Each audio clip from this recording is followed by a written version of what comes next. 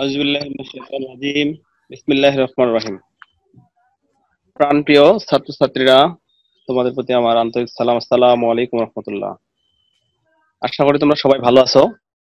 আজকের বিষয় আলোচনা করা হবে ক্লাস 8 এর সপ্তম অধ্যায়, পৃথিবী ও মহাকর্ষ। অধ্যায়ের নাম হচ্ছে পৃথিবী ও মহাকর্ষ। এটা নিয়ে আমরা আজকে একটু আলোচনা করব।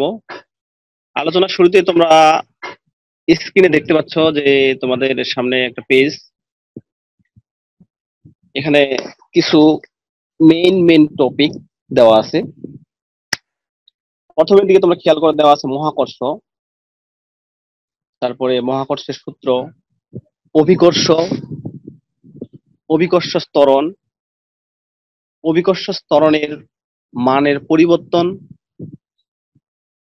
ভর ও ওজনের পরিবর্তন অথবা পার্থক্য, পৃথিবী ও চাঁদে বস্তুর ওজন, পৃথিবীর বিভব, বিভিন্ন স্থানে জি এর মান, ওজনহীনতা। এই বিষয়গুলো নিয়ে আমরা আলোচনা করব। এর আগে তোমাদের একটু জেনে রাখা উচিত, তোমরা যারা ক্লাস 8 পড়ো, আর আমরা যে বিষয়টা নিয়ে এখন আলোচনা করতেছি সেটা হচ্ছে ক্লাস 8 এর বিজ্ঞান বইয়ের 3টা পার্ট আছে। প্রথমের দিকে হচ্ছে জীববিজ্ঞানের বিষয়গুলো আলোচনা করা হয়, এর মাঝখানে রসায়ন আছে, মাঝখানে আবার পদার্থ বিজ্ঞানও আছে। তো পৃথিবী ও মহাকর্ষ হচ্ছে পদার্থ বিজ্ঞানের একটা অধ্যায়। ক্লাস 8 তোমরা যদি এই অধ্যায়গুলো খুব ভালো মতো বুঝতে পারো, তাহলে তোমাদের ক্লাস 9 গিয়ে যারা সায়েন্স নিবা তাদের জন্য এই বিষয়গুলো খুব সহজ হয়ে যাবে। আর তোমরা যদি এখন গুরুত্ব দিয়ে এটা না পড়ো, তাহলে ক্লাস 9-10 গিয়ে তোমাদের জন্য বোঝাটা অনেক কঠিন হয়ে যাবে। সায়েন্স পড়া বুঝতেও পারবে না। অতএব তোমাদের এটা গুরুত্ব সহকারে করতে হবে, গুরুত্ব সহকারে বুঝতে হবে এবং দেখতে হবে। তোমরা দেখো যে এখানে মহাকর্ষ বলতে কি বোঝাচ্ছে, আর মহাকর্ষ মানে কি। মহাকর্ষ হচ্ছে মহাবিশ্বের যে কোনো দুটি বস্তুর মধ্যকার আকর্ষণটাই হচ্ছে মহাকর্ষ। মহাবিশ্বের যে কোনো দুটি বস্তুর আকর্ষণকেই মহাকর্ষ বলে। যেমন আমরা সৌরজগতে বাস করি, এই সৌরজগতে দুটি গ্রহের পরস্পর আকর্ষণটা হচ্ছে মহাকর্ষ। যেমন মঙ্গলের সাথে যদি অন্য কোনো গ্রহের, যেমন শুক্র, বুধের যদি আকর্ষণ হয়, সেটা হচ্ছে মহাকর্ষ। তোমরা আশা করি বুঝতে পারছো বিষয়গুলো। এরপরে হচ্ছে মহাকর্ষের সূত্র। ক্লাস 8 এর খুবই গুরুত্বপূর্ণ একটা সূত্র হচ্ছে মহাকর্ষের সূত্র। এই সূত্রটা প্রাথমিক দিকে আবিষ্কার করা হচ্ছে বিজ্ঞানী স্যার আইজ্যাক নিউটন। তোমরা সবাই শুনছো, তোমাদের অনেকে গল্পের মাধ্যমে শুনছো যে নিউটন আপেল গাছের নিচে বসেছিল, তার মাথার উপরে আপেল পড়ে। তো সে এটা নিয়ে গবেষণা করে যে কেন আপেলটা তার মাথায় পড়লো। এটা নিয়ে গবেষণা করতে করতে সে প্রাথমিক দিকে হচ্ছে মহাকর্ষের সূত্র আবিষ্কার করে। যেহেতু নিউটন এটা আবিষ্কার করে, তার নাম অনুসারে এটাকে বলা হয় নিউটনের মহাকর্ষের সূত্র, অথবা নিউটনের সূত্র বললে হয়, অথবা মহাকর্ষের সূত্র। যে কোনো ভাবে আসতে পারে। যদি বলে যে নিউটনের মহাকর্ষের সূত্রটি লিখো, তাও এটা লিখবো। যদি বলে মহাকর্ষের সূত্রটি লিখো, তাও এই সূত্রটা লিখবো। সূত্রটা হচ্ছে বইয়ে তোমরা পাবা যে মহাবিশ্বের প্রতিটি বস্তু কণা একে অপরকে নিজের দিকে আকর্ষণ করে, এবং এই আকর্ষণ বলের মান বস্তু কণাদ্বয়ের ভরের গুণফলের সমানুপাতিক, এদের মধ্যবর্তী দূরত্বের বর্গের ব্যস্তানুপাতিক। এটা হচ্ছে নিউটনের মহাকর্ষের সূত্র। তারপরে এখানে দেওয়া আছে অভিকর্ষ। অভিকর্ষ কি? অভিকর্ষ হচ্ছে পৃথিবী কোনো বস্তুকে আকর্ষণ করাই হচ্ছে অভিকর্ষ। পৃথিবী কোনো বস্তুকে আকর্ষণ করাই হচ্ছে অভিকর্ষ। যেমন পৃথিবীর সাথে একটা বইয়ের আকর্ষণ আছে, একটা আপেল ফলের আকর্ষণ আছে, পৃথিবীর সাথে মানুষের আকর্ষণ আছে।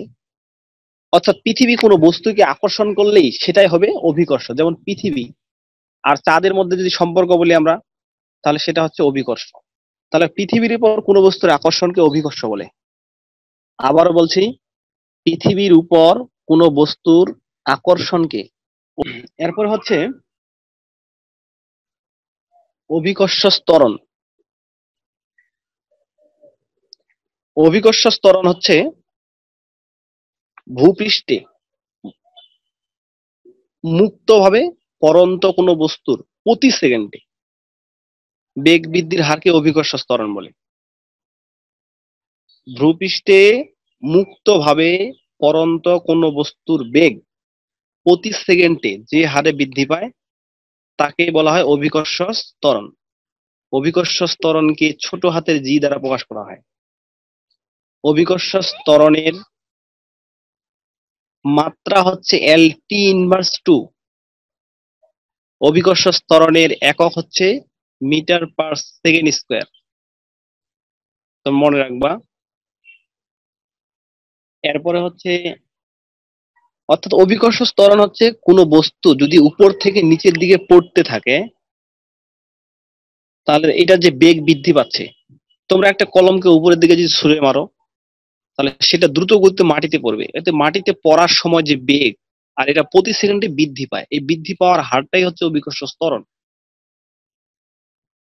এরপরে হচ্ছে ভর এবং ওজনের মধ্যে পার্থক্য। এটা খুবই ইম্পর্টেন্ট তোমাদের জন্য, পরীক্ষায় আসে বারবার। ভর কি এবং ওজন কি? তোমরা অনেকে আবার এটা মাঝে একটু ভুল ধারণা আছে যে ভর আর ওজন একই রকম মনে হয়, কিন্তু দুইটাই একেবারে ভিন্ন। ভালো করে দেখো, ভর হচ্ছে কোন পদার্থের মোট পরিমাণে হচ্ছে ভর। কোন পদার্থের মোট পরিমাণে হচ্ছে ভর। আর ওজন হচ্ছে কোন বস্তুকে পৃথিবী যে বলে তার নিজের দিকে টানে। কোন বস্তুকে পৃথিবী যে বলে তার নিজের দিকে টানে তাকে ওজন বলে। তাহলে আমরা দেখতে পাচ্ছি ভর এবং ওজনের মধ্যে পার্থক্য সংজ্ঞাতেই দেখা যায়। সংজ্ঞার মাঝে হচ্ছে ভর এবং ওজনের মধ্যে পার্থক্য দেখা যায় যে কোন পদার্থের মোট পরিমাণটাই হচ্ছে ভর। ভরকে এম দ্বারা প্রকাশ করা হয়। ভরের একক হচ্ছে কেজি। তিনটা জিনিস বললাম। কোন পদার্থের মোট পরিমাণে হচ্ছে ভর, ভরকে এম দ্বারা প্রকাশ করা হয়, ভরের একক হচ্ছে কেজি। ওজনের ক্ষেত্রে যে কোনো বস্তুকে পৃথিবী যে বলে তার কেন্দ্রের দিকে টানে তাকে ওজন বলে। ওজনকে ডব্লিউ দ্বারা প্রকাশ করা হয়। ওজনের একক হচ্ছে নিউটন। পৃথিবী ও চাঁদে বস্তুর ওজন। তোমাদের এটা জানা উচিত যে ভরের কখনো পরিবর্তন হয় না। 1 কেজি ভরের বস্তু তুমি যেখানেই নিয়ে যাও না কেন তার ভরটা সব সময় 1 কেজি থাকবে, কিন্তু ওজনের পরিবর্তন হবে। মনে করো 1 কেজি ভরের একটা বস্তুকে কেউ যদি পৃথিবী থেকে অন্য কোনো জায়গায় নিয়ে যায়, যেমন চাঁদে নিয়ে যাওয়া হলো, চাঁদে নিয়ে গেলে তার ওজনের পরিবর্তন হবে। মনে রাখবে তোমরা, 1 কেজি ভরের বস্তুর ওজন পৃথিবীতে হচ্ছে 9.8 নিউটন। 1 কেজি ভরের কোন বস্তুর ওজন পৃথিবীতে হচ্ছে 9.8 নিউটন। আবার এই 1 কেজি ভরের বস্তুকে যদি আমরা চাঁদে নিয়ে যাই সেখানে বস্তুর ওজন হবে 1.63 নিউটন। 1.63 নিউটন।